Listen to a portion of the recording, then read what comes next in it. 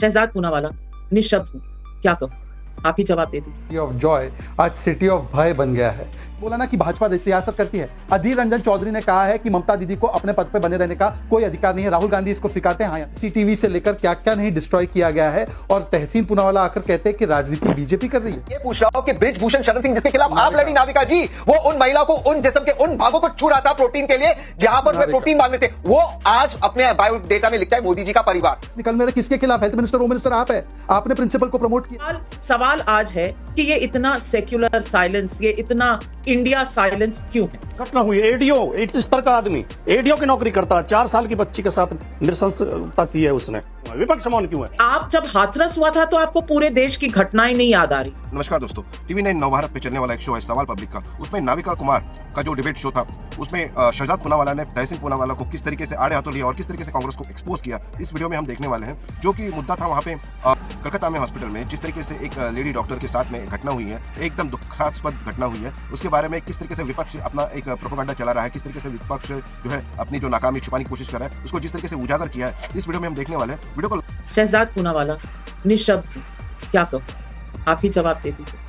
देखिए नाविका जी, जिस पश्चिम बंगाल में हम हमेशा रविंद्रनाथ टैगोर कहते थे कि the mind is without fear and the head is held high, city of Joy आज सिटी ऑफ भय बन गया है। किस प्रकार से मां माटी मानुष नहीं बलात्कारी बचाव में तब्दील हो चुका है। टीएमसी का मतलब तृणमूल कांग्रेस नहीं, तानाशाही मुझे चाहिए। देखिए, कल स्वतंत्रता दिवस के पहले महिलाएं सड़कों पर थी, डॉक्टर सड़कों पर थे, न्याय मांग रहे थे उस बेटी के लिए, और उस समय पर 1000 से ज्यादा गुंडे घुस जाते हैं उस भीड़ में, उस पूरे मूवमेंट को डिस्क्रेडिट करने के लिए हिंसा अपनाते हैं, पुलिस नदारद हो जाती है, उस अस्पताल में घुस जाते हैं जहां पर यह कांड हुआ है, वहां पर तोड़फोड़ करते हैं। और पश्चिम बंगाल के जो कोलकाता के जो पुलिस कमिश्नर है वो मीडिया को दोष देते हैं, बोलते हैं अच्छा जॉब किया। ममता बनर्जी कह रही है मैं 17 तारीख को मार्च निकालूंगा। किसके खिलाफ? हेल्थ मिनिस्टर, होम मिनिस्टर आप है। आपने प्रिंसिपल को प्रमोट किया, आप ही की पुलिस फोर्स में ये रॉय व्यक्ति था, आप ही ने जिस प्रकार से हेल्थ मिनिस्ट्री और होम मिनिस्ट्री ने जो कार्य किया है उसकी वजह से जो कोर्ट है उसने सीबीआई को मामला ट्रांसफर किया। परंतु पहले दिन से एविडेंस डिस्ट्रॉय करने की जो कवायद लगी हुई है वो कल रात को और भी प्रबल हुई। पहले आपने देखा रेनोवेशन कराने लगे, पहले सुसाइड का उसको रंग देने लगे, और आज हमने देखा है कि सीसीटीवी से लेकर क्या क्या नहीं डिस्ट्रॉय किया गया है। और तहसीन कहते हैं कि राजनीति बीजेपी कर रही है।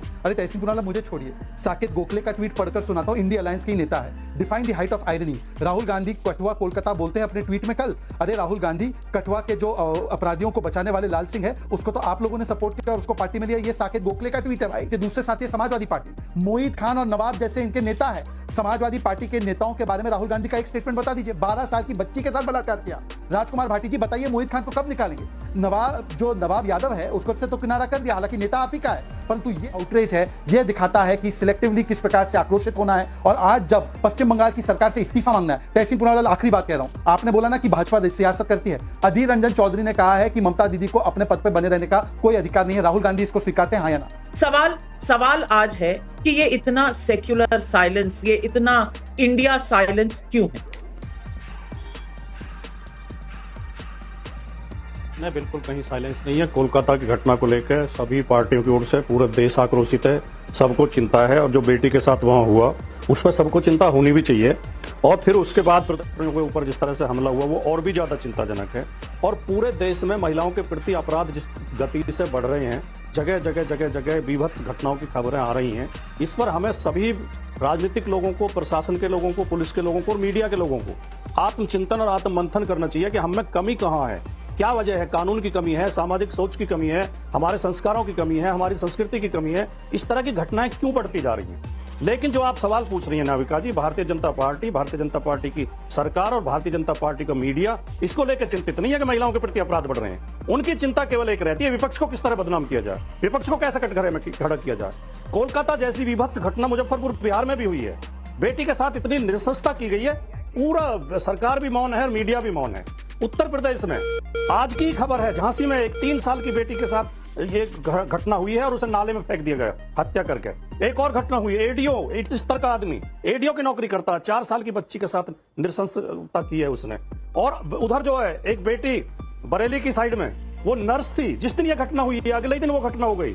नर्स थी, उत्तर प्रदेश की रहने वाली है, उत्तराखंड में नर्स थी। उसको झाड़ियों में पकड़ के उसके साथ रेप हुआ और उसकी हत्या कर दी, उसकी चुन्नी से गला घोट के। कहीं कोई आवाज नहीं है, कहीं बिल्कुल शांति छाई हुई है। चुन चुन के घटनाओं को चुन चुन के, और फिर एक ही सवाल पूछा जाता है तुरंत विपक्ष मौन क्यों है? विपक्ष मौन क्यों है? आप जब हाथरस हुआ था तो आपको पूरे देश की घटनाएं नहीं याद आ रही थी, क्योंकि रेप सिर्फ उस दिन भी सिर्फ हाथरस में नहीं हुआ था, देश में कई ऐसे इंसिडेंट हुए थे, लेकिन आपने हाथरस को मुद्दा बनाया और ठीक किया। हाथरस में जो हुआ निर्मम था और एक तरह से एडमिनिस्ट्रेशन का कोलैप्स था। मैं बिल्कुल नहीं कह रही कि जो आप कर रहे थे गलत, लेकिन आज जो आप कह रहे हैं कि कलकत्ता में हुआ तो बरेली में हुआ तो मुजफ्फरपुर में हुआ, मैं इसी सोच की बात कर रही हूं। और आज तहसीन पूनावाला ने भी कहा कि प्रधानमंत्री और अमित शाह जी ने कुछ नहीं बोला। वो बोलते तो आप क्या कहते? अरे देखा ना, पॉलिटिक्स कर रहे हैं, ये तो प्रधानमंत्री हैं, इन्हें तो पॉलिटिक्स नहीं करनी चाहिए, ये तो गृह मंत्री हैं, इन्हें तो पॉलिटिक्स नहीं करनी चाहिए। चित भी मेरी नहीं हो सकती। मुझे कुछ कहना है जी तहसीन, मुझे कुछ कहना है जी। कहिए सर। आपने कहा हम कहेंगे प्रधानमंत्री जी ये नहीं, क्यों मैं आप कहोगे कि हम कहेंगे प्रधानमंत्री जी पॉलिटिक्स क्यों कर रहे हैं। निर्भया का जब घटना हुई उस वक्त के वर्तमान प्रधानमंत्री ने देश को संबोधित किया। संबोधित करते उन्होंने अपनी गलती मानी, कानूनों में बदलाव लाया और उसके बाद एक देश को आशा की किरण निकली। वर्तमान प्रधानमंत्री 10 साल से प्रधानमंत्री आज बोले वे, और वो भी रेड फोर्ट से। मुझे पता है कब उन्होंने देश को संबोधित किया, हाथरस पर कब बोले, उन्होंने उन्नाव पर कब बोले। मैं ये पूछ रहा हूं कि ब्रिजभूषण शरण सिंह जिसके खिलाफ आप लड़ी नाविका जी, वो उन महिला को उन जिस्म के उन भागों को छू रहा था प्रोटीन के लिए जहां पर वे प्रोटीन मांग रहे थे, वो आज अपने बायोडेटा में लिखता है मोदी जी का परिवार। उस पर क्या एक्शन हुआ, ये सवाल है। नाविका मैं अब जवाब देता हूँ। नाविका, ब्रिजभूषण वाले मामले से ही जवाब देता हूँ, क्योंकि भारतीय जनता पार्टी कभी किसी विषय पर भागती या छिपती नहीं है, उसको एड्रेस करती है, वाटर बाउंड्री नहीं करती है। ब्रिजभूषण शरण सिंह ने जो किया उसका कोई भी समर्थन नहीं करता। आईओए की कार्रवाई, रेसलिंग फेडरेशन की कार्रवाई, सुप्रीम कोर्ट की पुलिस की कार्रवाई, और उसके अलावा उसका पार्टी का टिकट भी काटा गया, पर आपने लाल सिंह को टिकट दिया। आप बोलते राहुल गांधी बहुत बोलते, मोदी जी नहीं बोलते। संदेश खाली पर राहुल गांधी का क्या बयान है? आप बता दीजिए। ताजमहल ने जो उत्तर दिनाजपुर में महिला को पीटा, उस पर क्या बयान है? मालदा में आदिवासी महिलाएं निर्वस्त्र की गई, उस पर क्या बयान है? बंगाल में जो अभी हुआ 5 दिन बाद बयान है, आज की घटना पर कोई बयान नहीं है। नेहा हिरेमत को कर्नाटका में मारा गया, नेहा हिरेमत पर कोई बयान है? कोई मिला उससे परिवार से? और बता दीजिए समाजवादी पार्टी के मोहित खान पर और नवाब यादव पर क्या बयान है राहुल गांधी का? कोई कार्रवाई की बात की? यही अंतर है हम में और आप में। हम कार्रवाई करते किसी को बचाते नहीं, आप बचाते हैं। सवाल वारिस। जय हिंद दोस्तों। तो कोलकाता में जो डॉक्टर के साथ में एक नुसंस एक वाकया हुआ है, और उसके बारे में जितना कुछ निंदा की जाए उतना कमी है।